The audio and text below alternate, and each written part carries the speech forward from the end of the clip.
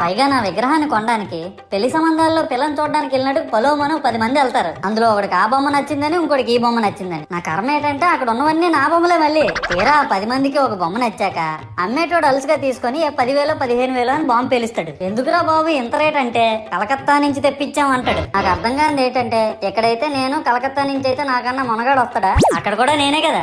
ఇలా నన్ను బజార్లో పెట్టి బేరం ఆడి నా మొహానికి ముసుగేసి వ్యాన్ ఎక్కిస్తారు. ఆ వ్యాన్ డ్రైవర్ గాడు నేనున్నానని కూడా చూడకుండా ఏదో ఆలోచించుకుంటూ డ్రైవ్ చేస్తా గతకల్లో గబ్బి గుబ్బి మని తించేసి నా కాల్లో చెయ్యి ఎరగొట్టేస్తాడు. ఈ విషయం చందాలు ఇచ్చిన చిన్నోళ్ళకి తెలిస్తే మళ్ళీ ఇరిగిపోయిన బొమ్మ పెట్టకూడదని ఏ బొమ్మ రాసి కవర్ చేసేస్తాడు. సరేలే జరిగిందేదో జరిగింది, నా భక్తులే కదా కూల్ బ్రో అని చిల్లయ్యే లోపు నన్ను పందిర్లో పెట్టి ముసుగు తీసి నాకన్నా పొడుగుండే సౌండ్ బాక్సులు 2 నా చెవులు పక్కన పెట్టి డీజే గణేష్ బ్రో అని చెప్పి నా పాటలను కూనీ చేస్తారు. సరేలే పిల్లలు కదా ఇప్పుడు కాకపోతే ఎప్పుడు ఎంజాయ్ చేస్తారు, కాసేపట్లో పూజ స్టార్ట్ చేస్తారని వెయిట్ చేస్తా ఉంటే ఆ 5 రూపాయల వ్రతకల్పన బుక్ చూస్తే